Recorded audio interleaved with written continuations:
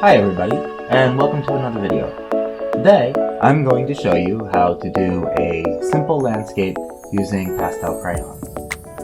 In a lot of my videos, I've showed you guys that you can do art using expensive programs like Photoshop or using expensive markers like Copic markers. But that doesn't have to be the case. This drawing done here was done with things from the dollar store, and I'm going to show you how I did it. What you're going to need is you're going to need some paper. This is postcard, bought it at the dollar store. Some Q-tips. You can use toilet paper or tissue paper, so you don't even have to buy these, but they're kind of nice to have. And these, which are dry pastel markers. I bought these at the Hyaku En store Daiso. So make sure that they're dry pastels though. That's probably pretty important for how they blend. And let me show you how I did this drawing. Starting with a blank piece of paper, I'm going to take a light blue dry pastel crayon, and I'm going to start with it tilted on the side. I'm going to start by making some horizontal lines on the paper, but leaving some blanks. Do this really quickly. Don't think too much about what you're doing, but make sure you leave plenty of white. And right around down to half the bottom, half the page. These do make a lot of dust, so just be aware of that. That's totally normal. And then I'm going to take the Q-tip and I'm going to start blending the blue pastel that I have, making sure that I don't go too far into the white. One of the nicest things about dry pastel crayons is that they blend very, very softly and very, very easily. Even though these are dollar store products, I've actually used them in some very serious pieces of art that I've done. One of the ones that comes to mind is my Undertaker drawing that I did, and I used the dry pastel to create some of the smoke that was in the arena when the Undertaker supposedly retired. So just because they're from the dollar store doesn't mean that they're bad art products or whatever. Some things are just affordable and accessible. So I want this video to encourage you to go to the art store or go to your dollar store, get some art supplies, and just do something fun. Now as I get to the bottom here, I'm going to start blending until I get nothing left. And that's going to create some mist. And that's going to be important because it's going to help separate the different elements. Okay.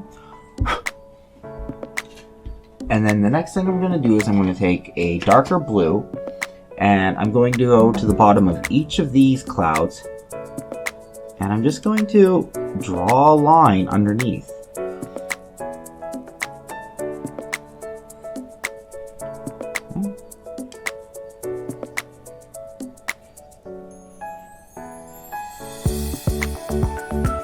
When you're drawing clouds, they do tend to have a shadow on the bottom because the water vapor in the cloud does block some of the light, so shadows tend to be cast by clouds and tend to be at the bottom of the cloud.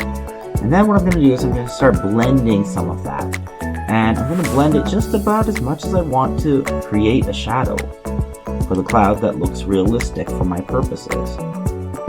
The more you touch it, the more you blend it. You can blend it as soft as you want, you can leave it as hard as you want. The choice is almost entirely up to you in this case.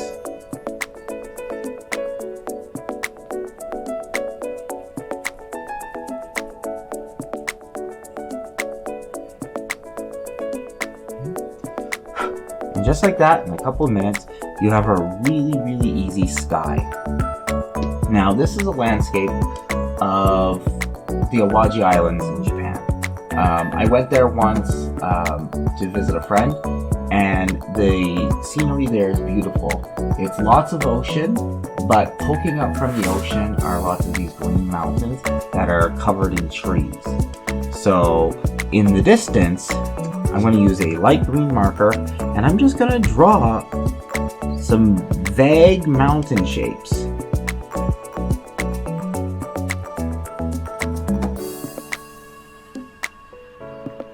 These things are in the distance. There doesn't need to be a lot of detail. And anything kind of works, and then just move on down.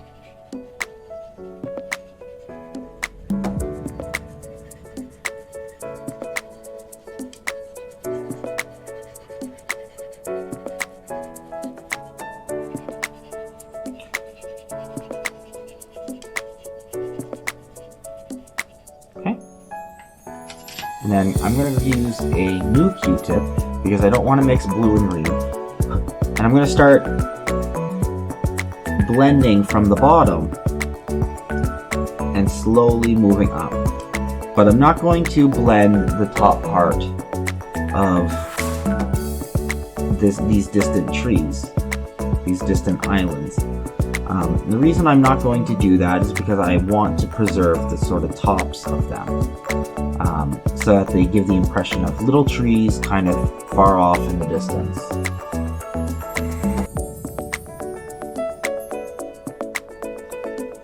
Okay, and I'm just going to move my blend down, creating more mist,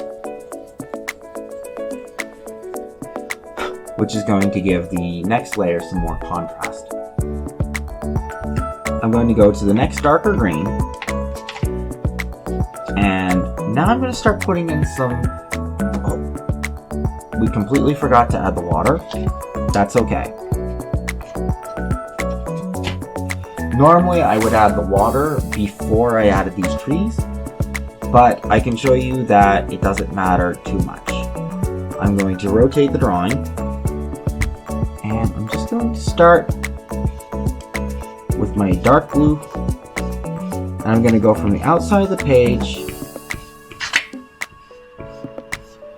towards the center, leaving a big white gap in the middle. I'm going to go to an even lighter blue, start somewhere in the middle of that dark blue, go even closer.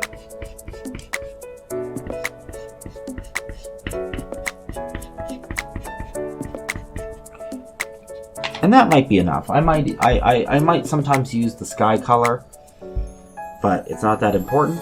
And I'm going to start from the top and the outside. I'm just going to drag towards. Now the direction that I'm doing this in is kind of important. I do have to make sure that the water's horizontal. Otherwise it's not going to quite look correct. Start from the other side.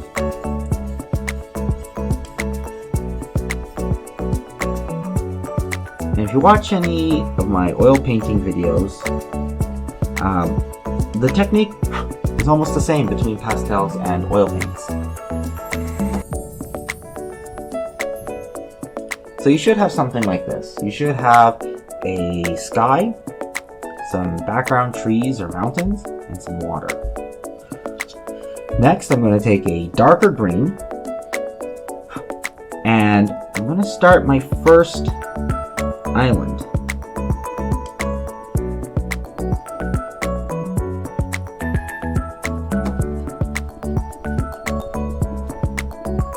When you're doing a landscape, the things that are closer to you tend to be darker, the things that are further away tend to be lighter, and the color tends to be more diluted, and that's just an effect of the air.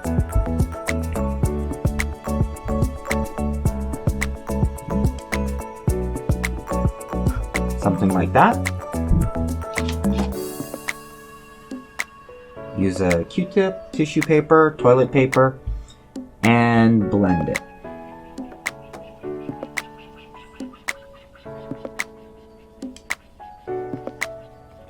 Be careful not to blend the top. You do want to preserve the nice edge that you have.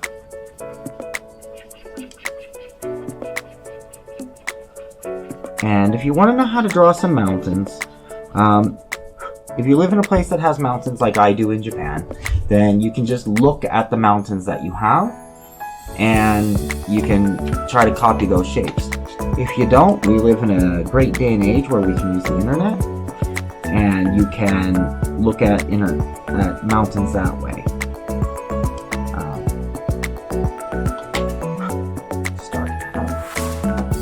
And I'm going to do one more mountain a little bit closer over here.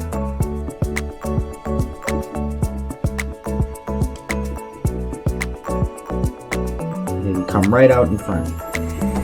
And anything's fine with these mountains. Look at my technique. My technique is nothing really more than scribbling. This is a perfect entry project for anybody. You don't need this huge amount of talent to get started in art, and you don't need huge amounts of money to get started either. This is all just stuff bought from the dollar store. Now, because this is closer, I'm going to darken it up just a little bit with black. Just here and there. Does not have to be perfect. We're going to just blend everything together anyway. Okay, and adding that black is going to guarantee that these closer islands are darker the way they should be. And we blend again.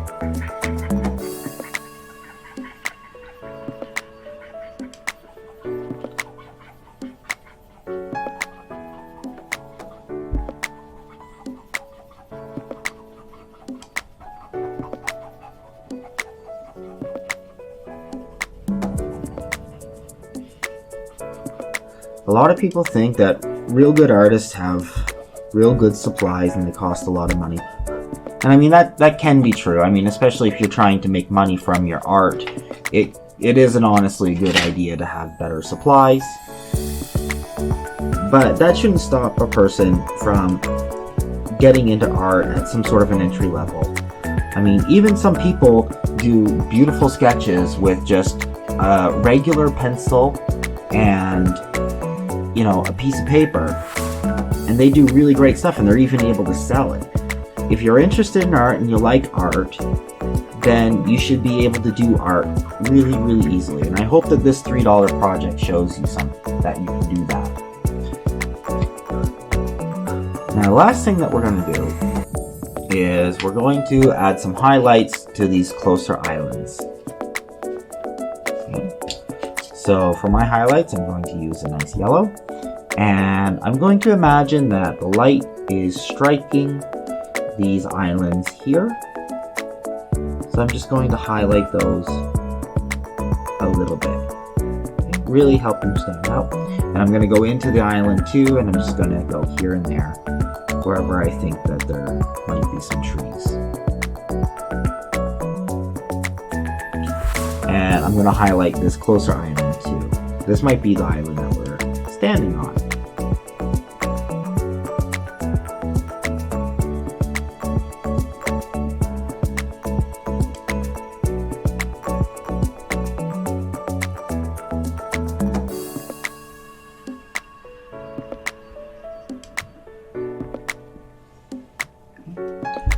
The last thing is to take a clean Q-tip.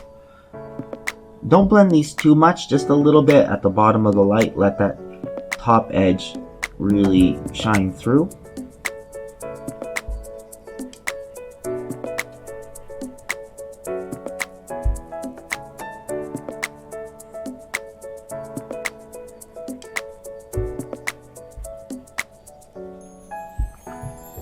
Something like that. Okay, and that's a really quick, really cheap, easy way to start doing some kind of art if you're interested in doing it. All you need are some dry pastels, some Q-tips, or some toilet paper, and some paper. And if you happen to have this nice cardstock like I have, you can maybe write a nice letter to a friend on it, put a stamp on it, send it in the mail, and say, look what I did. So, thank you very much. I hope you enjoyed watching the video. I'm going to see you guys around next time. See you later.